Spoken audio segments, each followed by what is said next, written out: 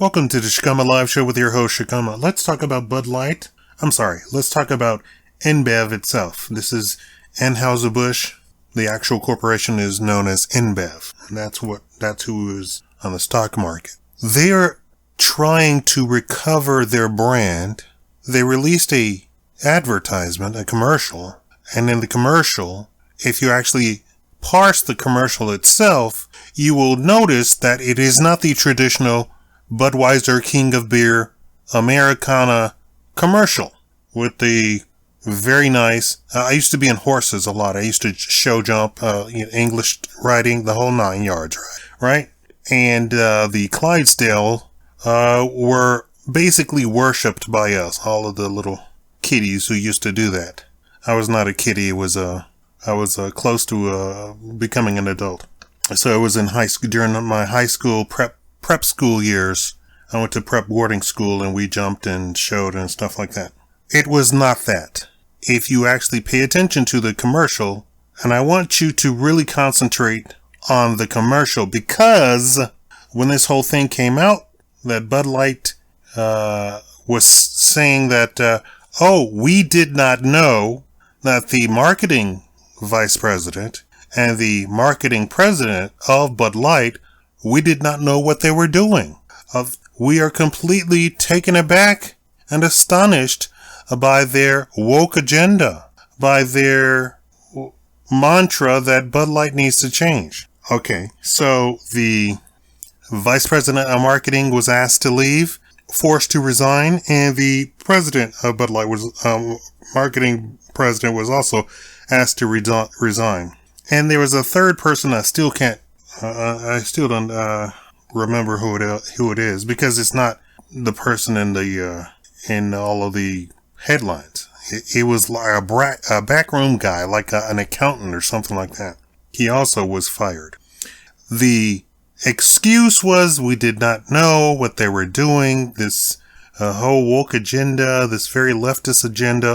It's completely beyond anything that we knew what was going on.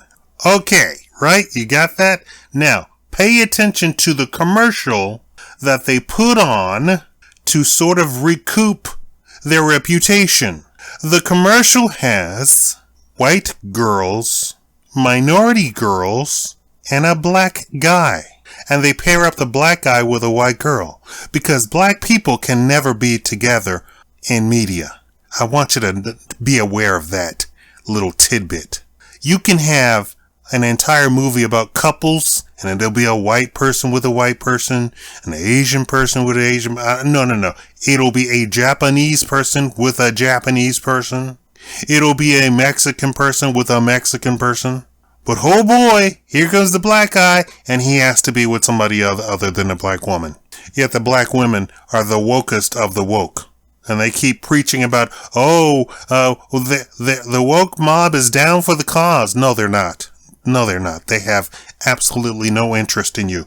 So, in their attempt to regain their reputation, they made another woke commercial. But they talked about, we just want to make beer. But they're putting on imagery that is leftist. They didn't put Americana. And they went back to young adults, quote unquote, frat adults, college age kids, adults. Or this is what they portrayed them as. They're probably 30 years old. We have no idea. They normally do that with actors, right? They portray them as much younger than they actually are. So the corporation did not learn its lesson. And then when they put the commercial on YouTube, they turned off all of the comments so that you could not make a comment. However, they did not disable the like and dislike button, the thumbs up and thumbs down. So out of something like 20 million views, which people are really questioning whether that's legit, they had something like 200 likes or 200 thumbs up. And then they had something like 20,000 thumbs down, but you can't see it because you all don't have the add-on that I have. Now, let's get to the numbers. I told you that they had lost $8 billion in market cap. At the time, it was $8 billion in market cap. people are saying that it's bifurcating from 4 billion loss to 5 billion loss, but I keep telling you also that they are losing something like $1 billion in daily sales. And now the actual revenue sales numbers have come out. And in the very conservative reports, you have it at 27%, close to 30%. And then the more out there numbers are saying it's close to 50 to 60% down. To the point of talking about that Bud Light, Anheuser-Busch, Budweiser is all going to go down. Now, I want to draw your attention to the fact that all the major beer brands have done exactly the same thing.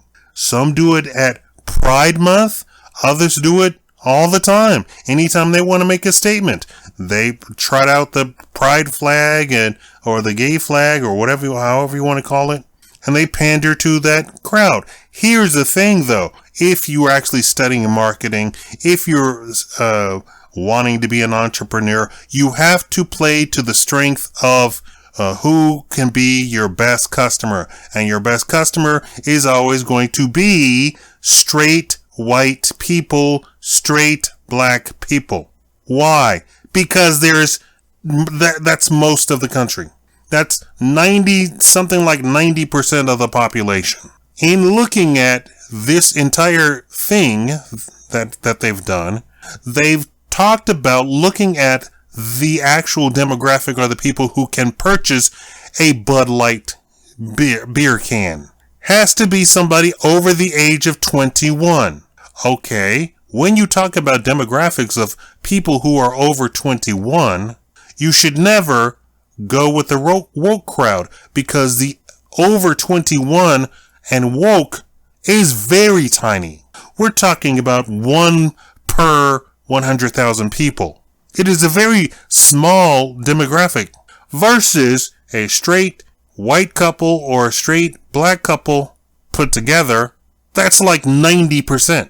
You are going to, if you market to them and target them, you're going to do very well if you can appeal and sell something that they want, right?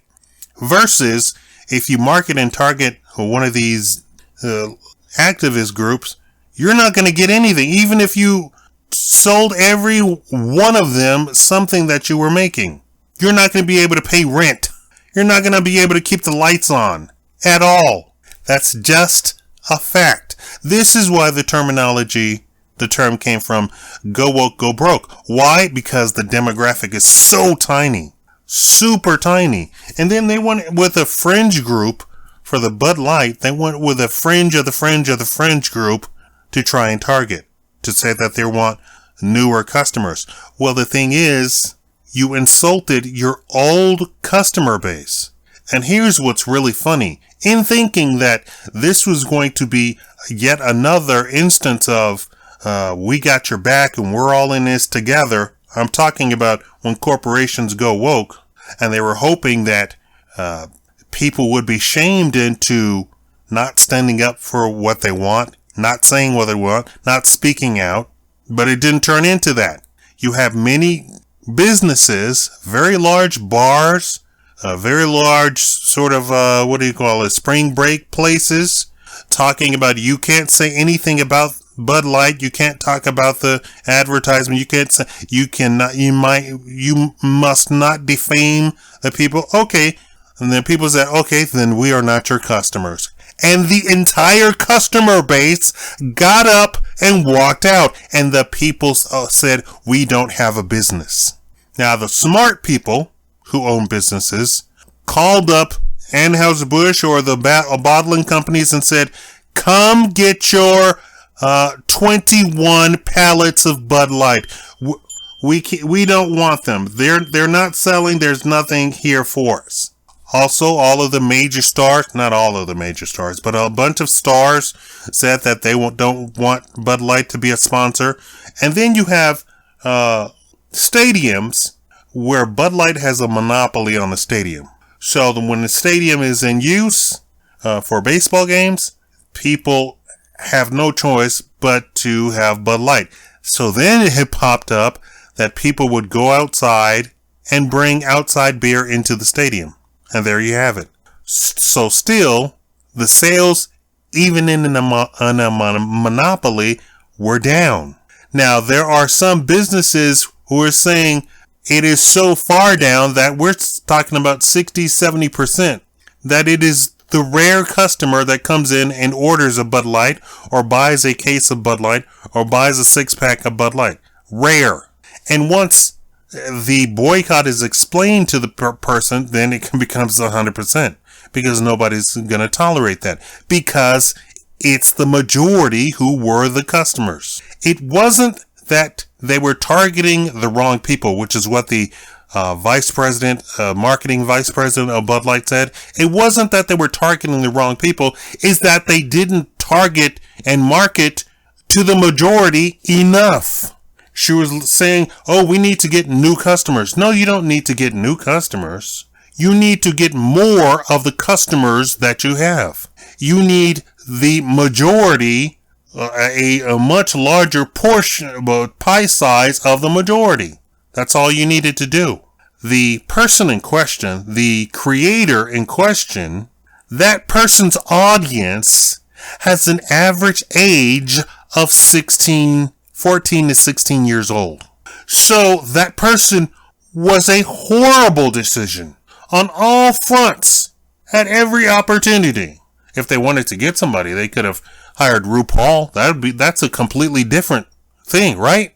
Because we're talking about an actual adult that is viewed by actual adults, and their TV shows as normally at adult prime time, late at night, right? I don't know anything about RuPaul. The information I had on RuPaul is completely different from what the media says it is. So, and I'm not going to say anything to get in trouble about that. So, I want to say that the boycott, when you actually get men involved in a boycott, and the women will follow, you are doing some damage.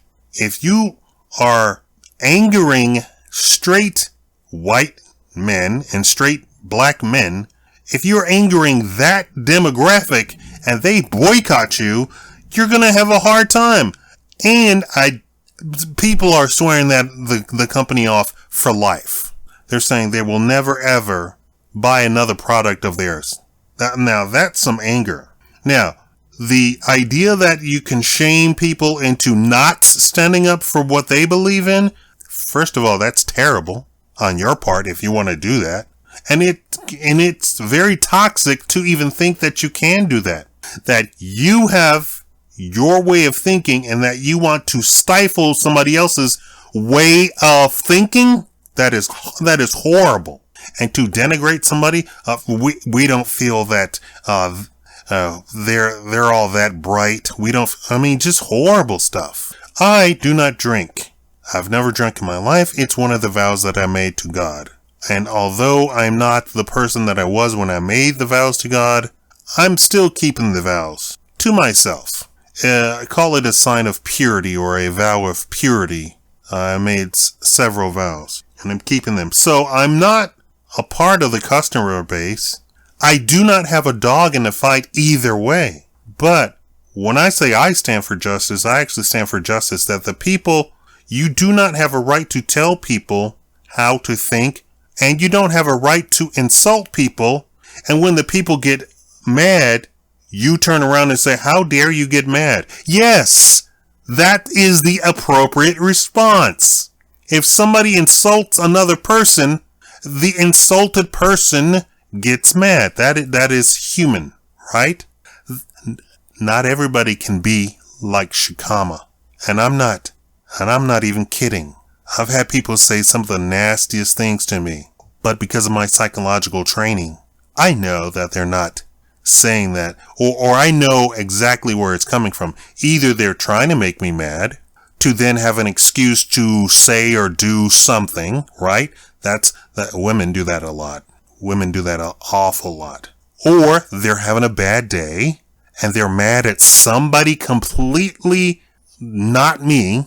I go through all of these things in an instant where if somebody says something insulting to me. The problem is, because I'm so smart, because I'm so observant, the next thing that I'm going to say to them is going to crumble them. Not everybody is me. It would be a horrible world if everybody was me, because we would have some broken people. Because I have reduced people to tears just by talking to them. And I've done that all my life, probably with the way that I was raised. So the numbers have come out. They're terrible. They're awful. And if they keep up, I believe it's a possibility that you could see the end of Anheuser-Busch. And I do not believe that they're any longer an American company. So I don't believe that the company actually cares. That's what's really funny. Thank you all for watching. Leave a like, leave a comment,